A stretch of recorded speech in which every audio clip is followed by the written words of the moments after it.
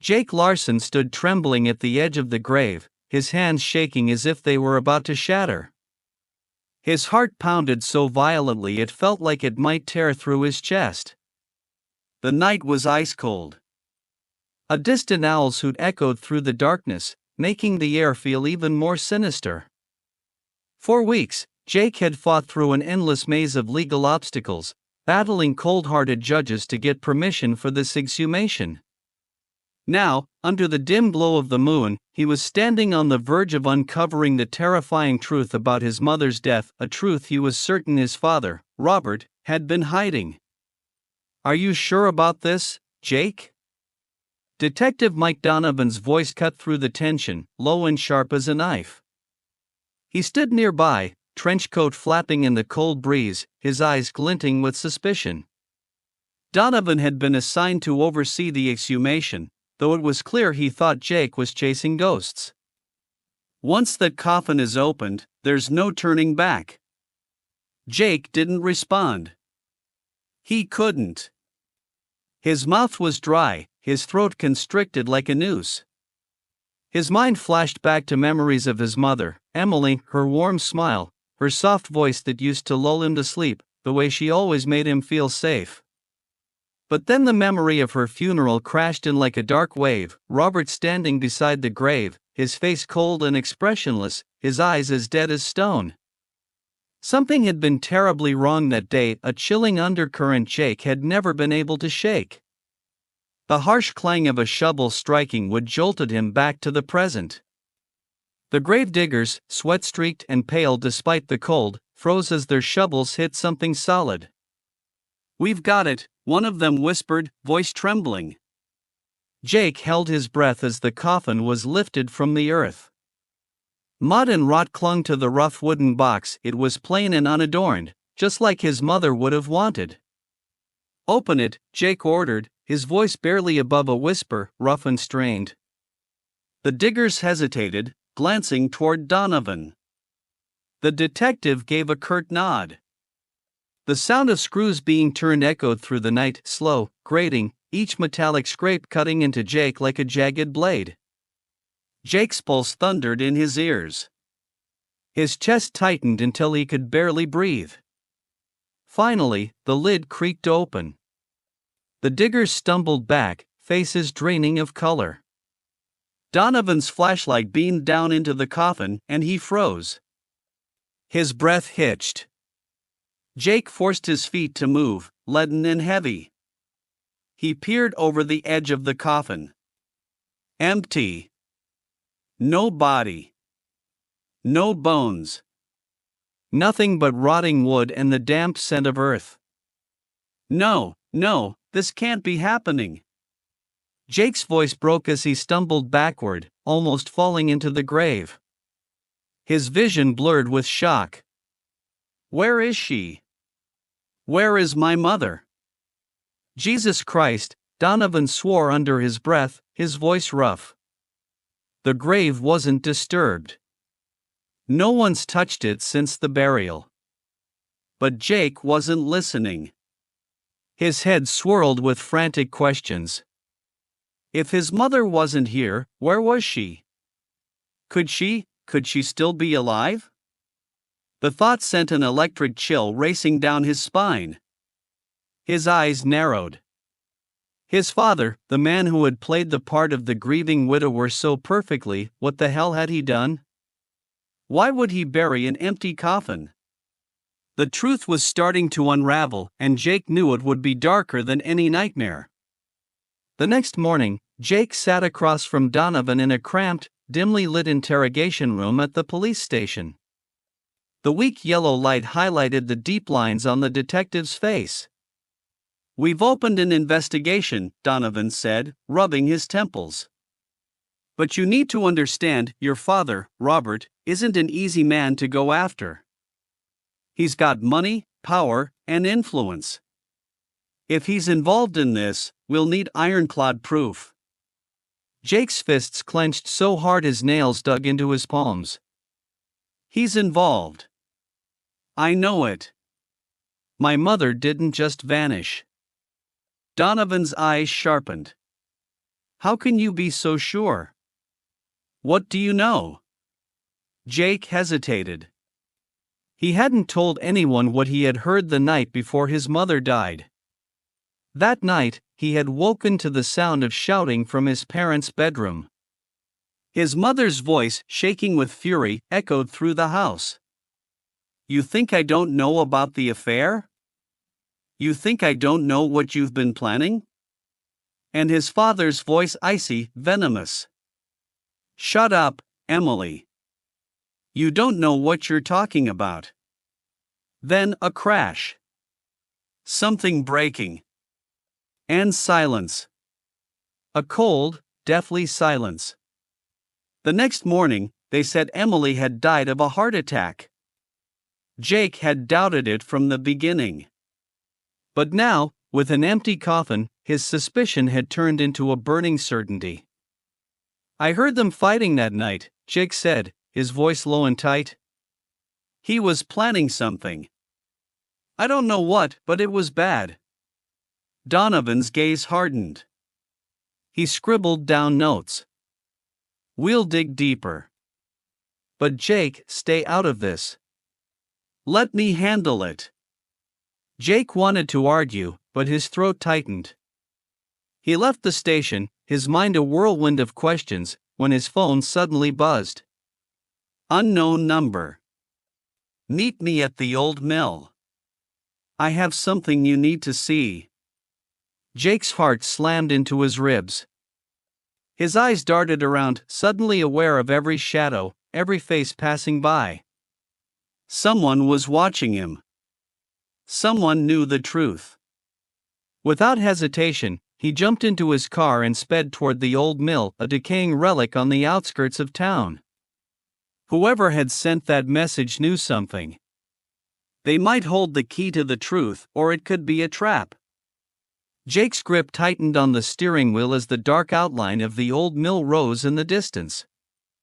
Jake stood in the old mill, clutching the photograph of his mother, Emily, alive. Her eyes were weary but bright under the dim glow of the mysterious room in the picture. His heart hammered in his chest, a storm of confusion and rage churning inside him. Who had sent this? And why lead him here, to this abandoned, rotting place filled with dust and the unsettling creak of decaying wood beneath his feet? Jake's hands shook as he called Mike Donovan, his voice raw with a mix of fear and adrenaline. I have a photo of my mother. She's alive. Someone lured me here. Donovan's sharp voice crackled through the line. Stay there, Jake. I'm on my way. But Jake couldn't stay still. A chill ran down his spine, the hair on the back of his neck standing on end. He could feel it, someone was watching him. Someone was close. He spun around toward the shadows, heart racing. Minutes later, headlights cut through the night. Donovan's car screeched to a halt, and the detective stepped out, his face etched with tension. Jake rushed toward him, nearly dropping the photograph as his trembling hands thrust it forward. Donovan took it, his eyes narrowing as he studied the image. Then he turned it over. A single line of jagged handwriting scrawled across the back. She's still alive. Donovan's face darkened. If this is real, Jake, then someone staged a goddamn show. And I'll bet it was your father. Jake's jaw tightened, fury surging through his veins. I knew it. Robert didn't just bury an empty coffin, he's hiding her. Somewhere. Donovan's gaze sharpened. His voice turned cold as steel. We'll drag him into the light. But we have to be careful, Robert isn't an amateur. The next morning, Jake sat in the interrogation room at the police station, his legs bouncing under the table. His eyes were fixed on the door, heart hammering in anticipation. Donovan had summoned Robert for questioning, and Jake insisted on being there to watch his father's reaction when the truth came out. The door swung open. Robert Larson stepped inside, unsettlingly calm. He was dressed in a sleek black suit, his silver hair slicked back to perfection. He could have been attending a gala rather than facing accusations of kidnapping and deception. His ice blue eyes swept over Jake without a flicker of emotion as he settled into the chair across from Donovan. "What's this about, detective?" Robert's voice was smooth as silk, yet there was a dangerous edge beneath it. Donovan didn't speak. He slid the photograph across the table. Robert's eyes lowered to the picture. For the briefest of moments, just a flicker, his pupils contracted. A flash of alarm. Then it was gone. "I don't know what this is," Robert said, pushing the photo back with practiced ease. His voice was as slick as oil. "Someone's playing games. It's a fake." Jake shot to his feet, slamming his hands on the table. "Stop lying. She's alive and you know where she is. What did you do to her?" Robert's gaze sharpened, his mouth curling into a thin, dangerous line. "Your mother is dead, Jake. Accept it. Stop making a fool of yourself." Jake's breath hitched. "You buried an empty coffin. Why?" Robert stood abruptly, adjusting his jacket with surgical precision. His eyes glinted with cold menace. "Unless you have proof, detective, I'll be leaving now." Donovan's jaw clenched. "Don't leave town, Robert. We're not done." Robert gave a curt nod, his smile razor-thin as he strode out of the room. Jake's hands curled into fists at his sides, shaking with rage. "He knows," Jake hissed through his teeth. "I saw it in his eyes, he's hiding something. Something huge." Donovan's hand gripped Jake's shoulder. "We'll get the proof. I know where to start."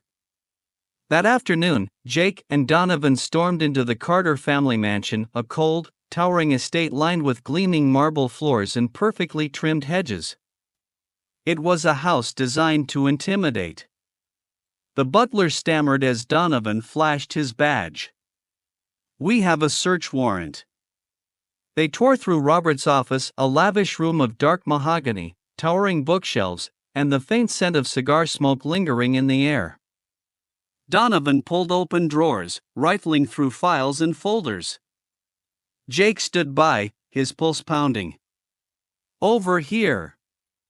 Jake's voice trembled as his eyes locked on a small drawer, almost invisible beneath the polished wood. It was locked. Donovan strode over, producing a thin piece of metal. A few swift movements and the lock popped open with a metallic click. The drawer slid out, revealing a thick stack of documents. Donovan's eyes narrowed. He flipped through the papers.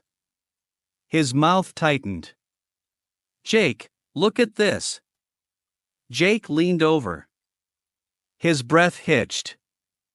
They were property deeds. All in Emily Carter's name. "He transferred everything to her," Donovan growled. "He was planning to sell it, but he couldn't if she was alive." Jake's stomach turned to ice. "So he staged her death and locked her away?" Donovan's eyes flashed with dark certainty. "Exactly." They combed through the house attic, closets, even the wine cellar, but found nothing. Jake slammed his fist against the wall. "It's too perfect.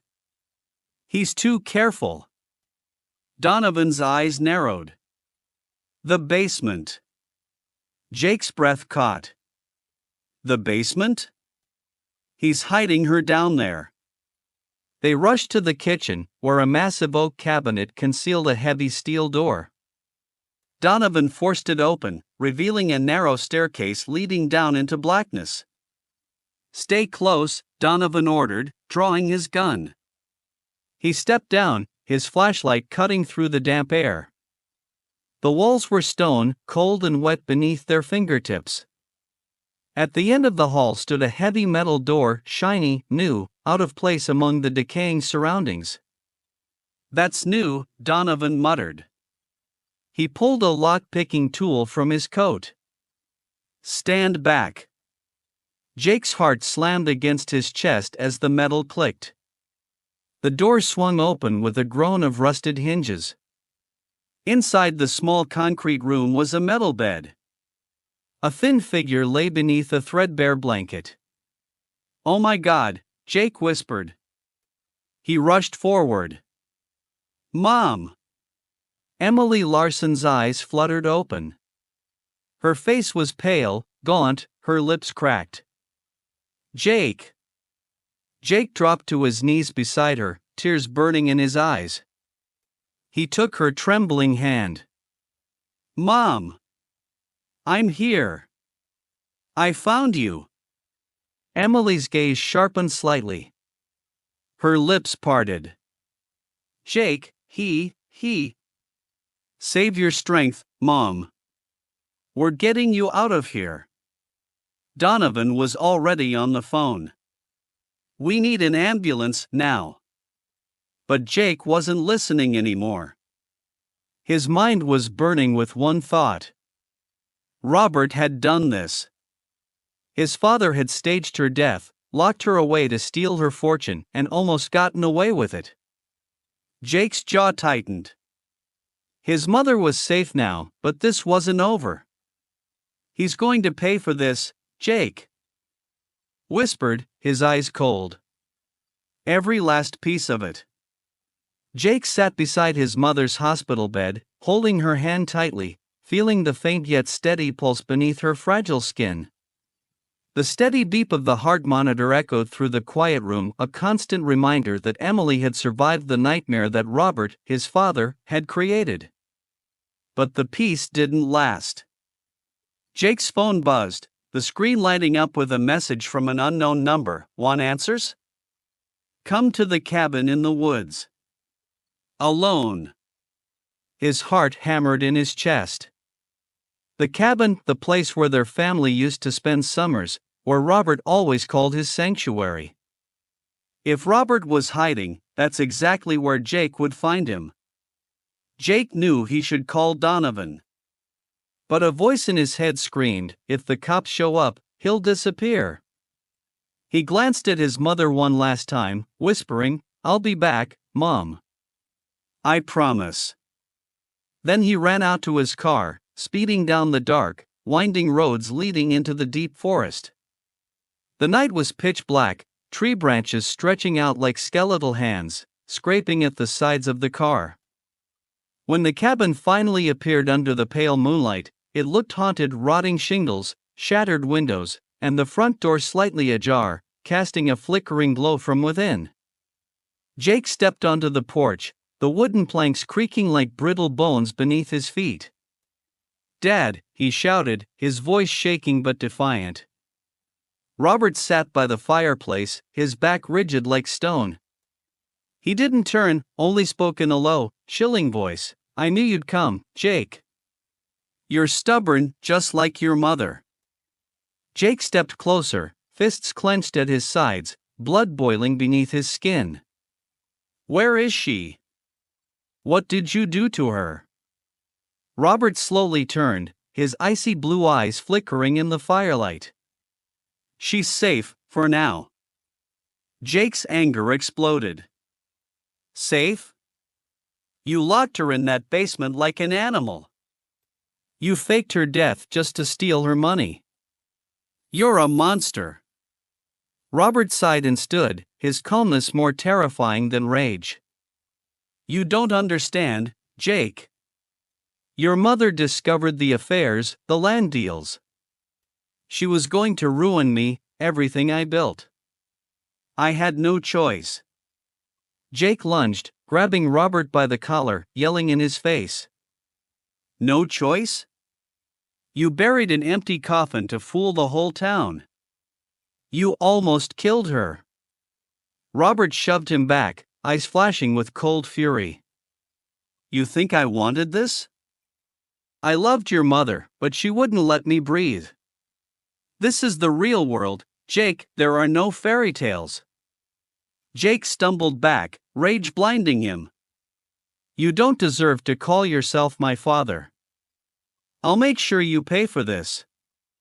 Robert's mouth curled into a bitter smile. Stop me?